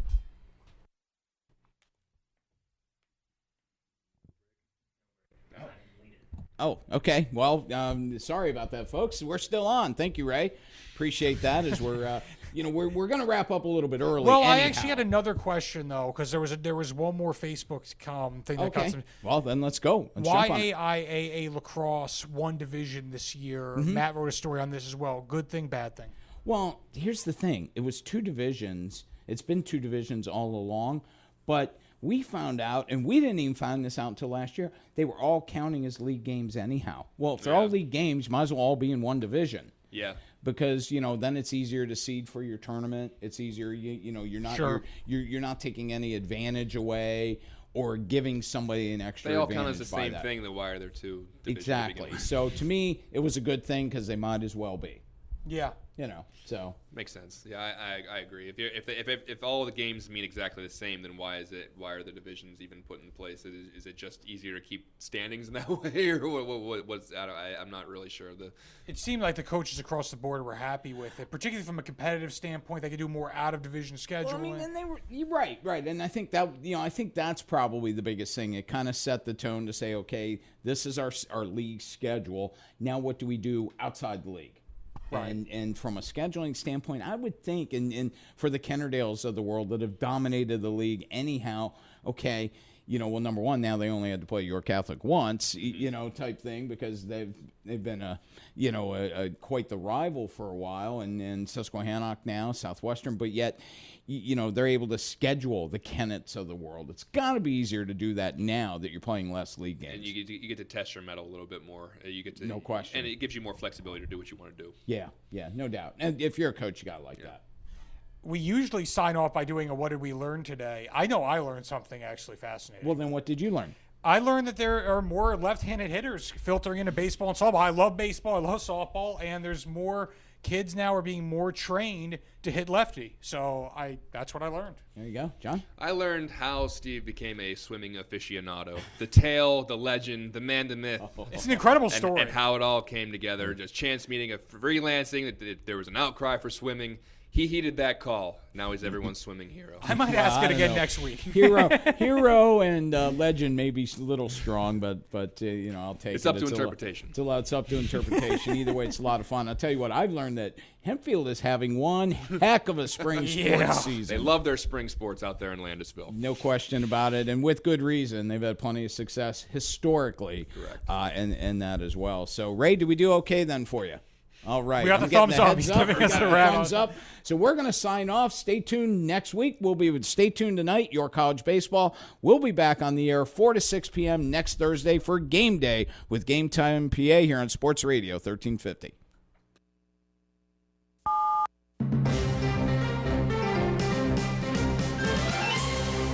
This is a Radio PA news update. A coroner says a man was laying beneath a tractor trailer to repair it when another worker at the same Cambria County company unwittingly drove the vehicle, dragging the first man to his death.